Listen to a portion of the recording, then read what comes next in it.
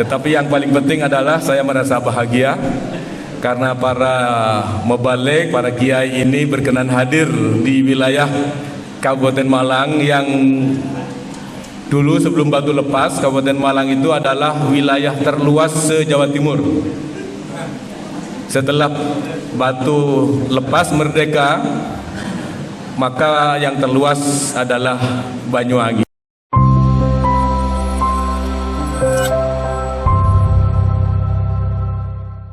Assalamualaikum warahmatullahi wabarakatuh.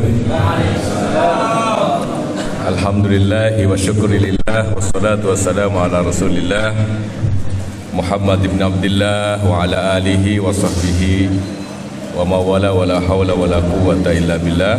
Amma ba'd.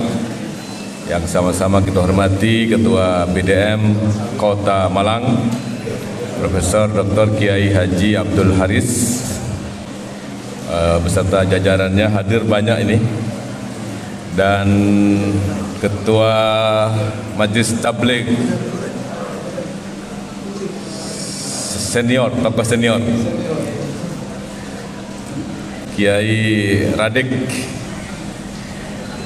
dan seluruh mubalik anggota CMM dari paling barat sampai paling timur, dari paling utara sampai paling selatan, para sesepuh, wabil khusus Ketua PCM Pakak hadir. Ya, ini, dan seluruh jajarannya, Ketua PCM tetangga Ustadz Sutarji yang terdekat, dan seluruh hadir yang saya muliakan. Yang pertama tentu kita bersyukur karena bisa berkumpul di masjid ini di Sumber Manjing Kulon, wilayah yang bukan yang paling selatan, tetapi yang saya katakan yang paling dekat dengan Australia.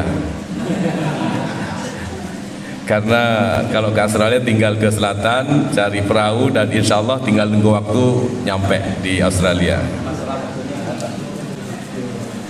Yang kedua, tentu karena semuanya hadir dengan gembira, sehat walafiat. Saya cukup yakin hadir cukup banyak ini bukan sekadar menghadiri acara pertemuan ini, sepertinya nanti akan langsung ke Ngeliyep, ya. Itulah daya tariknya Kabupaten Malang bagian selatan. Karena itu selaku Ketua Pimpinan Daerah Muhammadiyah Kabupaten Malang, saya menyampaikan Ketua Takmir yang belum saya sapa, seluruh Ketua Takmir se-Kabupaten Malang. Selaku Ketua PDM Kabupaten Malang, saya menyampaikan ahlan wa sahlan, sugeng rawuh, selamat menikmati suasana Kabupaten Malang, perjalanannya. Saya yakin panjenengan berangkatnya tidak lebih dahulu daripada saya. Saya berangkat dari rumah jam 4. Pengajian subuh di Kota Malang, kemudian jam 6 di Turen, dan jam sekarang di sini, dan nanti jam 12 sudah harus sampai di Malang. Karena itu Pak Haris tadi sudah panjang lebar, saya tinggal yang pendek. Para hadirin yang dimuliakan Allah, para mubalik itu adalah juru bicara persyarikatan. Baik tidaknya kesan jamaah terhadap Muhammadiyah cukup ditentukan oleh performance para mubalik. Dan mubalik itu adalah pasukan yang termasuk pertama-tama dikembangkan, dibangun, didirikan oleh Muhammadiyah. Ada 4 majelis atau bagian ketika itu yang dibentuk pada zaman Kedahlan tahun 2020, tahun 1920. Yang pertama Majelis Tabligh yang dipimpin oleh Kiai Fahrudin. Fahrudin bukan ayah dari Pak Air ya, tapi Kiai Fahrudin yang lain. Ada 2 Fahrudin yang sama-sama penting di Muhammadiyah. Yang kedua bagian pendidikan Yang ketiga, bagian penolong kesengsaraan umum. Yang keempat, bagian pustaka yang menyiapkan sarana literasi. Itulah proyek awal Muhammadiyah pada masa Kiai Dahlan, dan sampai sekarang aktivitas tabligh dan majlisnya tetap eksis. Ya, sempat berubah-ubah nama nomenklaturnya, Majlis Tabligh, kemudian ada Majlis Tabligh dan dakwah khusus, dan sekarang kembali lagi. Tidak tahu nanti Muktamar Medan akan berubah jadi apa atau tetap, itu tergantung kepada keputusan organisasi. Tetapi yang ingin saya katakan adalah kita ini adalah pasukan terdepan dari Muhammadiyah untuk menyampaikan pesan-pesan indah, pesan-pesan kebenaran dari Muhammadiyah. Karena itu sebagai pengemban pesan yang dalam Al-Quran disebut dengan kaulan, maka kalau kita menilik Al-Quran itu ada 5 macam kaulan yang disebutkan oleh Al-Quran.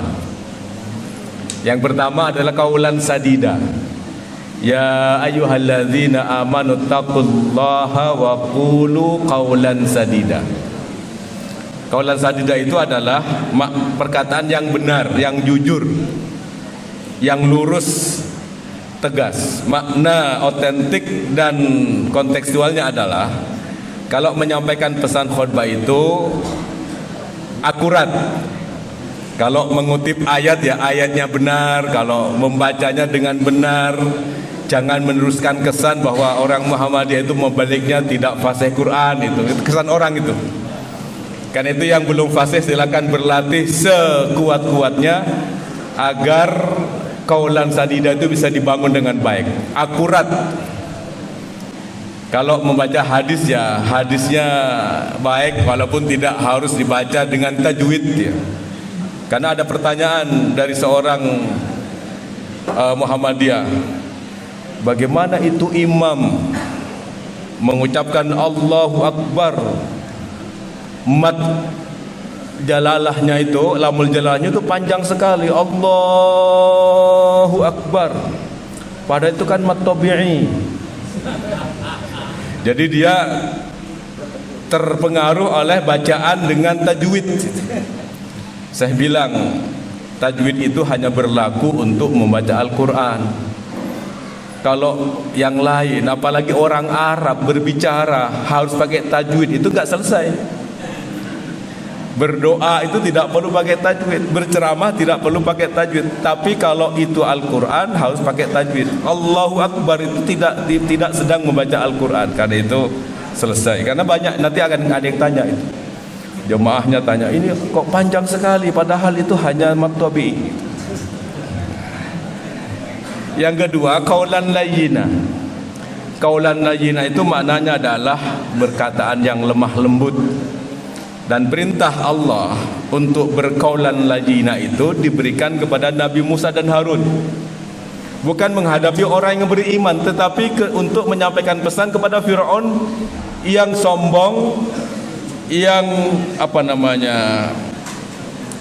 yang kasar, yang pokoknya nggak ada di dunia ini manusia yang paling buruk daripada Fir'aun.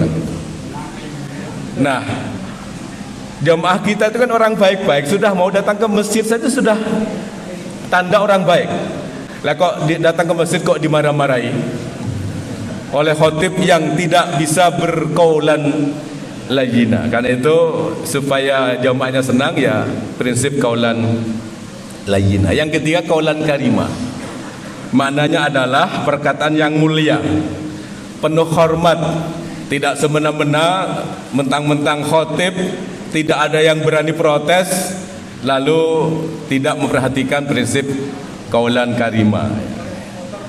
Lalu kaulan baligha, yang mudah sampai tepat sasaran kepada orang lain. Karena itu kalau khutbah di Donomulyo, ya jangan disamakan dengan khutbah di Masjid Manarul Islam gitu ya.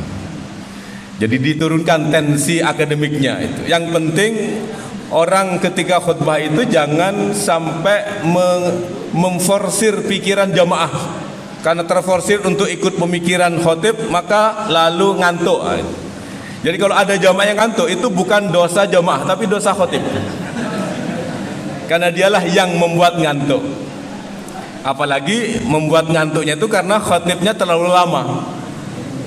Maka khutbah yang paling baik itu 10 menit, yang pertama 5 menit, yang kedua itu biasanya ditulis di papan itu maksimal 20 menit. Nah, karena maksimal 20 menit saya selalu memilih 15 menit. Itu senang itu jamaahnya itu.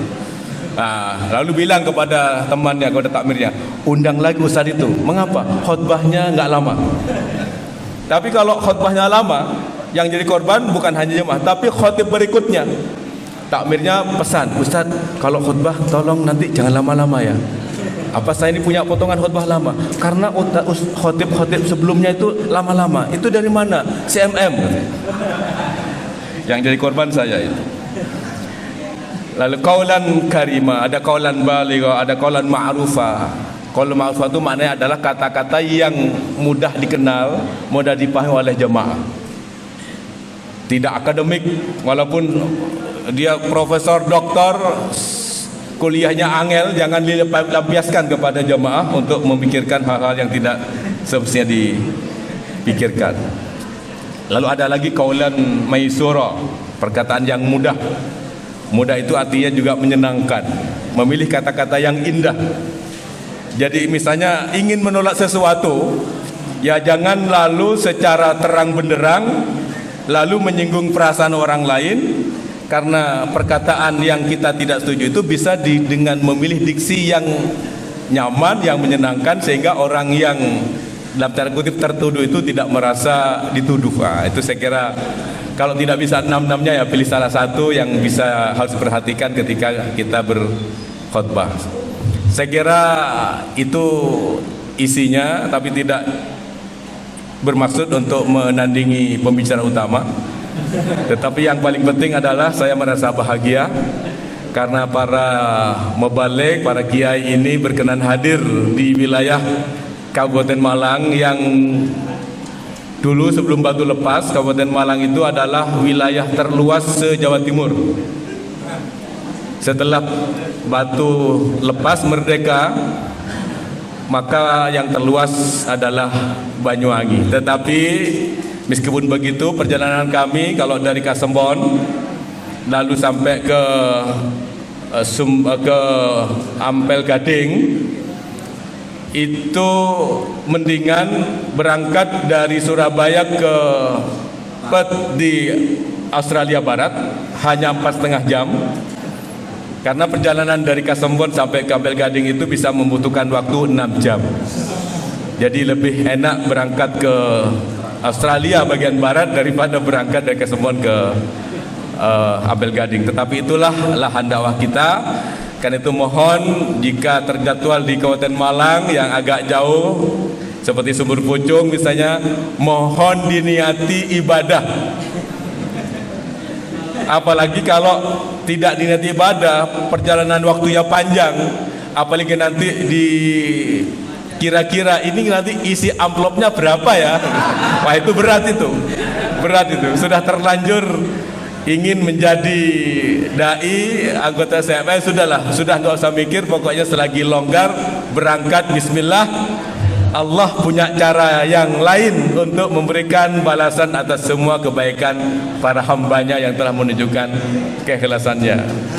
Saya kalau dijadwal itu ya inginnya dijadwal ya di Kota Malang ya, tapi kan diskriminatif ya, karena itu juga saya punya jadwal kadang-kadang di Kepanjen, kadang-kadang di Lawang. Ternyata Ketua Majelis Tabligh Kota Malang itu tidak pernah mempertimbangkan kalau yang dijadwal itu adalah Ketua PDM Kabupaten Malang itu, yang mestinya sudah yang enak-enak. Tapi saya merasa bahagia karena sudah diniati untuk beribadah kepada Allah Subhanahu wa Ta'ala. Dan mewakili PCM dan takmir, walaupun tadi sudah sambutan, mohon maaf jika pelayanannya kami kurang pandai dalam memberikan suguh, lungguh dan kupuh.